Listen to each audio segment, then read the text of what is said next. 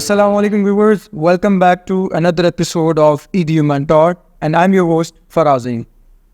जैसा कि हम डिस्कस कर रहे हैं एथिक्स इन टीचिंग, तो मिस नादिया एक बहुत ही important question relevant to teacher के असातिज़ा बेसिकली उन्हें किस तरह के अखलाकी मसाइल का सामना करना पड़ता है और वो इसे कैसे हैंडल करते हैं या कर सकते हैं। ऑलराइट, अब यहाँ पे जब हम एथिक्स और इसकी बात करें, फेयरनेस की बात करें, this not only happens with the teacher, it happens with the parent as well. आप चाहे कितना फेयर डिसीजन ले लें, no matter what, in the end you will be accuse by the other person जिसकी favour में वो decision नहीं होगा। यू विल बी अक्यूज कि आपने जो है उनको फेवर किया। ये हमने एज अ सन और डॉटर भी किया हुआ है। जब हम औलाद होते हैं तो हम भी अपने पेरेंट्स को जरूर अक्यूज करते हैं कि हाँ ये तो उन्हें फेवर करते हैं, नो मैटर व्हाट आप गलती पे थे या आपके अगेंस्ट सिर्फ इसलिए बात हुई क्योंकि आपने गलती की थी। तो we never accept that decision.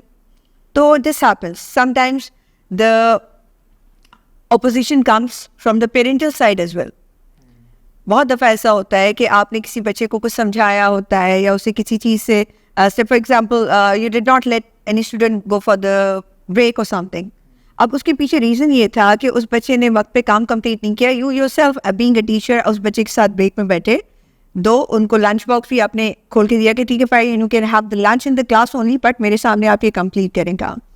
घर जाके, this is actually a real example of mind, and घर जाके उस बच्चे ने ये कहा कि मुझे ब्रेक में नहीं जाने दिया और मैंने लंच नहीं किया।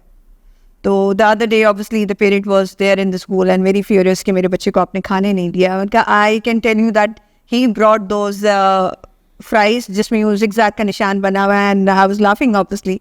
तो शी वाज लाइक कि हाँ लाया तो वही था। How do I get to know, मुझे कैसे पता चला कि आपका बच्चा लंच में क्या लाया था? Because he was eating in front of me and I my self was eating in side the class. उसके साथ ब्रेक में मैं भी नहीं गई। ब्रेक टाइम टीचर्स का भी रिलैक्सेशन का टाइम होता है। I was sitting over there. So no matter how fairly you do the things, accusation आती है, ऑपोजिशन आती है, उसमें you have to keep your calm. आपको काम नहीं, and whatever decision you have taken you should have the logic behind that. आपके पास लॉजिक ज़रूर होनी चाहिए कि आपने अगर ऐसा किया था तो क्यों किया था। ये शायद मैंने पहले भी पॉडकास्ट में कहा, you should know what you doing, why doing, you should know why you doing what you doing. या तो जब आपको मालूम होता है कि आपने ये चीज़ इसलिए की थी, कई दफ़ा हमारे पेरेंट्स ने हमें डिसिप्लिन करने के लिए हम पे बहुत सख्ती भी की।